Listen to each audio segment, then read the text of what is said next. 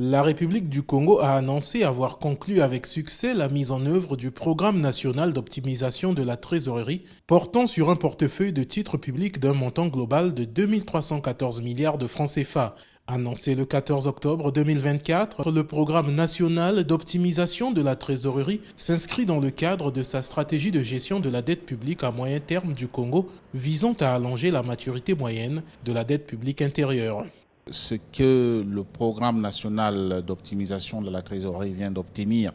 de la part des investisseurs, c'est-à-dire auprès des banques, est une solution qui permet à la République du Congo de faire respirer un tout petit peu sa trésorerie. Vous verrez qu'il y a des maturités qui se sont déplacées de 2 à 4 ans, sinon à 10 ans, ce qui constitue quand même quelque chose de très important, ce qui va donc permettre de desserrer les taux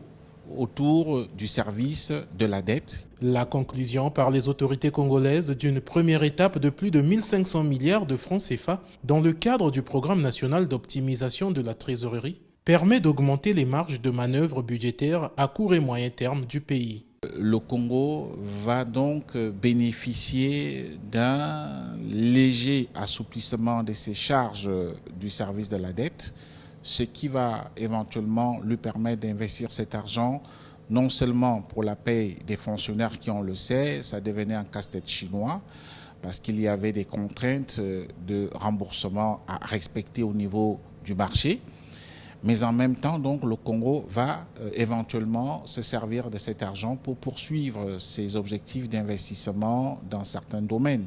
Les ressources mobilisées dans le cadre du Programme national d'optimisation de la trésorerie contribueront à la couverture des besoins de financement et de trésorerie de la République au titre de l'exercice budgétaire pour l'année 2024 et 2025. Notons que celle-ci inclut les paiements des arriérés tout en démontrant la bonne tenue du marché régional des titres publics de la CEMAC.